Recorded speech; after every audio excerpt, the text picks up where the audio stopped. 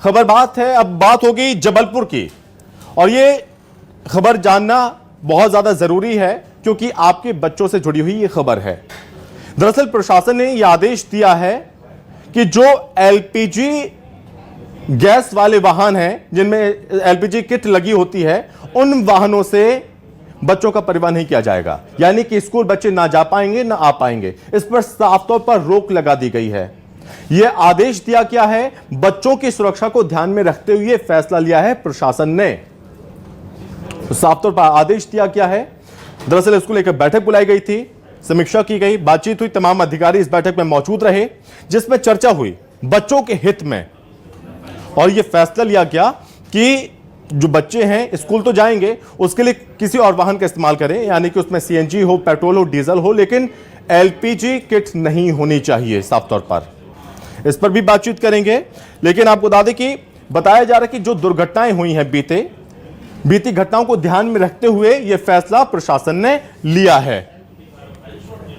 LPG वाहनों में school नहीं जाएंगे स्कूली बच्चे। बच्चों की सुरक्षा के मद्देनजर कलेक्टर ने आदेश दिए। 1 अप्रैल से कलेक्टर का आदेश लागू होगा।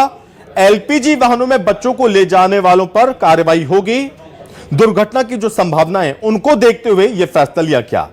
अगर उल्लंघन किया गया, उल्लंघन करने पर स्कूल प्रबंधकों के खिलाफ कार्रवाई होगी, एक्शन लिया जाएगा उनके खिलाफ। जिला प्रशासन ने स्कूल प्रबंधन और ट्रांसपोर्ट संचालकों को इसकी सूचना दे दी है।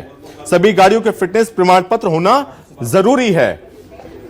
ये 7 बजे में पड़ी हुई है, भाई उसी में कह रहे हैं तुम 7:30। हाँ उसी का देख लो, जैसे ये मिली थी आपको उसी में मिली होगी। अरे लाइट जुड़ा नहीं, पहले बताओ ना यार, लाइट जुड़ा नहीं, जल्दी बताओ, हमारे अंदर जुड़ा हुआ। जल्दी बताओ। चलिए, इस फैसले को किस तरह से लोग देख रहे हैं और इस पर सहयोगी हमारे साथ जुड़ रहे हैं कुमारिंदर, हम उनसे सीधे बातचीत करेंगे।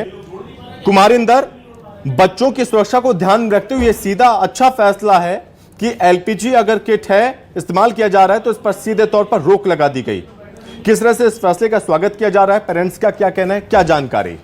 सीधा अच्छा लगा दी गई।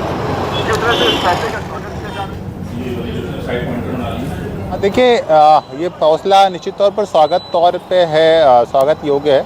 सभी लोग इसकी सराहना कर रहे हैं, खास करके वो जिनके बच्चे जो है वो रिक्शा, ऑटो या बसों में, वैन में भरकर जो है स्कूल जाते हैं। क्योंकि ये देखा जाता है इससे एक साथ कई निशाने, कह सकते हैं कि एक तीर से कई निशाने साधने की कोशिश हुई है।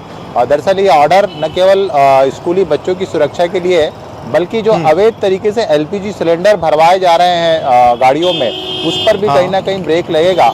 देखने में ये आता है कि ऐसे हादसे भी हुए, कहीं पे एलपीजी सिलेंडर भरवाते हुए कई ऑटो में जो है ब्लास्ट हुआ है। और उसी को ध्यान में रखते हुए कलेक्टर ने आदेश जारी किया है कि इस तरह से 1 अप्रैल से कोई भी स्कूल की, चाहे वो वैन हो, कार हो, ऑटो हो या बस हो, किसी में भी एलपीजी से जो यदि संचालित होगा तो उसके खिलाफ प्रतिबंधक कार्रवाई तो की जाएगी।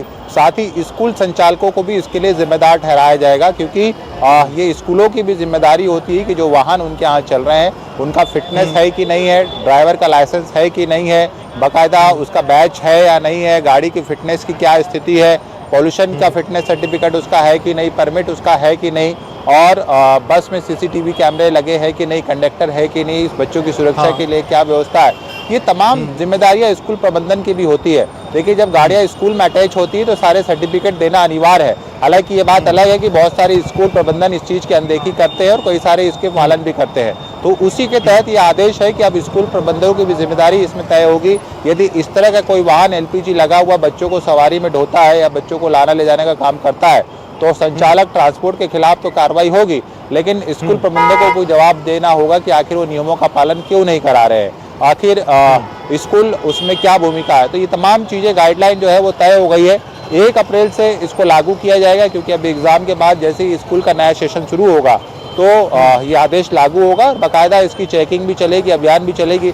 अब देखना ये है कि आदेश के बाद प्रशासन सड़कों पर कैसे अभियान चलाता है, क्या चेकिंग अभियान चलाता है, जो चोरी छुपे जो छोटे वाहन हैं उसमें एलपीजी सिलेंडर रखते हैं जो छोटी बड़े सड़कों से ना जाके तंग गलियों से जो होकर गुजरते हैं, उनकी कैसे मॉनिटरिंग होती है, उनके खिलाफ क्या कार्रवाई होती है, ये 1 अप्रैल से आने वाले समय में देखा जाएगा। लेकिन कह सकते हैं कि सारे अभिभावक और बच्चों के पेरेंट्स इस फैसले से तोड़ने पर क्या वाहन खुश है और उनके बच्चों की सेफ्टी को ध्यान में लिया गया फैसला। कह सकते हैं कि एक बड़ा कदम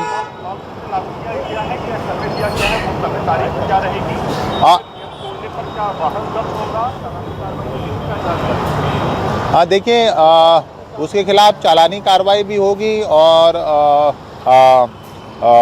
2 बार 3 बार उसको मोहलत दी जाएगी, और उसके बाद नहीं तो फिर ड्राइवर का लाइसेंस भी निरस्त किया जाएगा और जो ट्रांसपोर्ट है जिसकी गाड़ी है उसके खिलाफ जो है प्रतिबंधक धाराओं के तहत जो है मामला दर्ज किया जाएगा।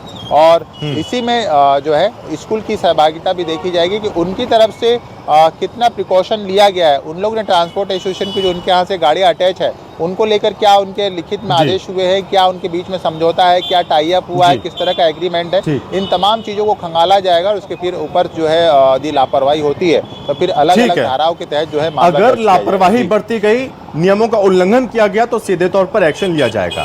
माना जा रहा है कि ये फैसला जो कि वो आने वाले समय में यानी कि अप्रैल से ये फैसला 1 अप्रैल से लागू होने वाला है। फिलहाल बहुत धन्यवाद आपका कुमारिंदर तमाम जानकारी के लिए। तो बच्चों की सुरक्षा को ध्यान में रखते हुए जबलपुर प्रशासन ने यह बड़ा फैसला लिया है। अगर एलपीजी किट का वाहन इस्तेमाल किया गया तो एक्शन लिया जाएगा, क्योंकि इस पर प्रतिबंध लगा दिया गया। खबरों में